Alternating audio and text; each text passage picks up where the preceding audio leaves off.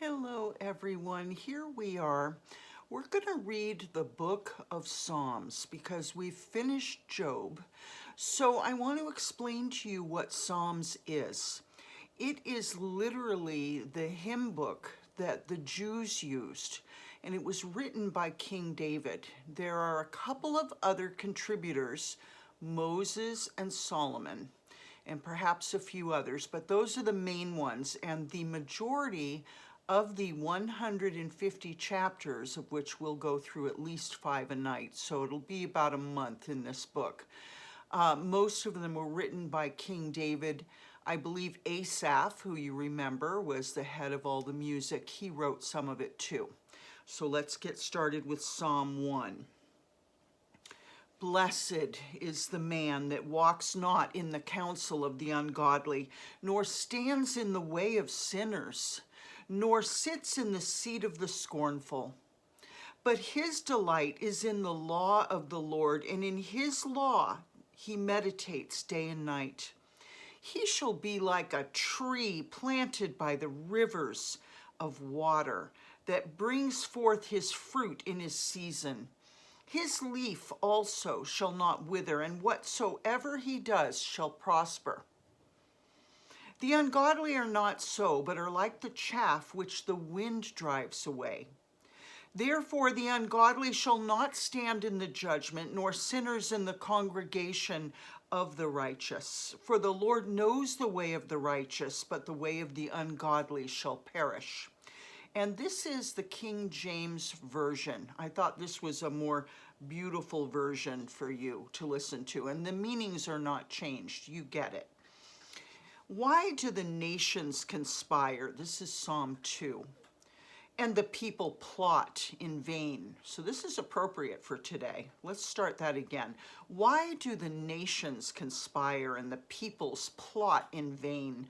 The kings of the earth rise up and the rulers band together against the Lord and against his anointed, saying, let us break their chains and throw off their shackles. Meaning, don't tell us about Jesus anymore. We want this yoke off of us. We want Christianity out of here. Get these shackles of Christ off of us. That's what that means. The one enthroned in heaven laughs. The Lord scoffs at them. He rebukes them in their anger and terrifies them in his wrath, saying, I've installed my king on Zion, my holy mountain. I will, now remember, this is song. This is King David. This is the hymnal for the Jews. And it shows you, once again, the more things change, the more they stay exactly the same. The problems that we're having, they had. I will proclaim the Lord's decree. He said to me, you are my son. Today I've become your father. Ask me, and I'll make the nations your inheritance, the ends of the earth your possession. You will break them with a rod of iron. You will dash them to pieces like pottery. Therefore, you kings, be wise, be warned, you rulers of the earth. Serve the Lord with fear and celebrate his rule with trembling. Kiss his son, or he will be angry, and your way will lead to your destruction, for his wrath can flare up in a moment. Blessed are all who take refuge in him. Psalm 3. Lord, and this says, a psalm of David when he fled from his son Absalom. Remember? Lord, how many are my foes? How many rise up against me? Many are saying of me, God will not deliver him. But you, Lord, are a shield around me, my glory, the one who lifts my head high.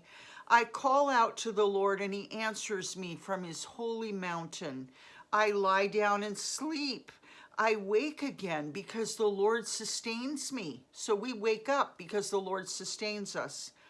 I will not fear, though tens of thousands assail me on every side. Arise, Lord, deliver me, my God. Strike all my enemies on the jaw. Break the teeth of the wicked. From the Lord comes deliverance. May your blessing be on your people. So if you have enemies in your life, I'm sure you can relate to these prayers. Okay, all right, and you can see that this is a condition of man. We go through these things. Psalm 4, and this is for the director of music with stringed instruments, a Psalm of David. So I'm assuming this was for Asaph. Answer me when I call to you, my righteous God. Give me relief from my distress. Have mercy on me and hear my prayer. How long will you people turn my glory into shame? How long will you love delusions and seek false gods? Once again, we're seeing that today. Know that the Lord has set apart his faithful servant for himself. The Lord hears when I call to him. That's very encouraging for us servants of the Lord to know that we've been put aside as the property of the Lord. I don't mean that to sound like a slave thing, but you know, we're for him. He's put us aside for him. Tremble and don't sin when you're on your bed. Tremble and don't sin. When you're on your bed, search your heart and be silent. Offer the sacrifices of the righteous and trust in the Lord. So do some soul searching when you lie down at night before you go to sleep.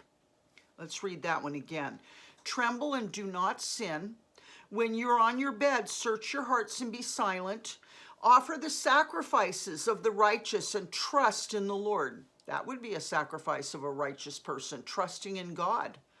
He sees that because remember, faith and trust and hope and all those things are godly traits. And if you remember, Abraham was credited with righteousness because he believed God. So put aside your doubt and just believe him. Many, Lord, are asking, who will bring us prosperity? Let the light of your face shine on us. Fill my heart with joy when their grain and new wine abound. In peace I will lie down and sleep, for you alone, Lord, make me dwell in safety. Okay, Psalm 5 for the director of music for pipes, a Psalm of David. Listen to my words, Lord. Consider my lament. Hear my cry for help, my King and my God, for to you I pray.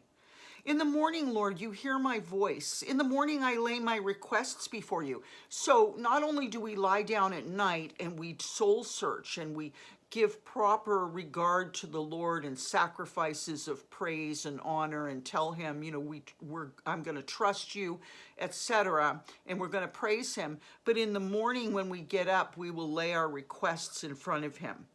In the morning I lay my requests before you and wait expectantly. For you're not a God who's pleased with wickedness. With you, evil people are not welcome. The arrogant cannot stand in your presence. You hate all who do wrong. You destroy those who tell lies. The bloodthirsty and deceitful you, Lord, detest. But I, by your great love, can come into your house. In reverence, I bow down towards your holy temple. So the righteous are welcome in God's house because we know how to behave there. We bow low, okay? But the arrogant, you don't see the arrogant in the house of God because they're too arrogant to even get themselves there. Lead me, Lord, in your righteousness because of my enemies. Make your way straight before me. Not a word from their mouth can be trusted. Their hearts filled with malice. Their throats an open grave, with their tongues they tell lies. Declare them guilty, O God. Let their intrigues be their downfall. Banish them for their many sins, for they've rebelled against you. But let all who take refuge in you be glad. Let them ever sing for joy. Spread your protection over them, that those who love your name may rejoice in you. Surely, Lord, you bless the righteous. You surround them with your favor as with a shield. And that's that. I love you very much. You have a wonderful evening. Stick with me. We're going to go through this whole book and then we go into Proverbs. And boy, that's an amazing book too. Love you. Bye-bye.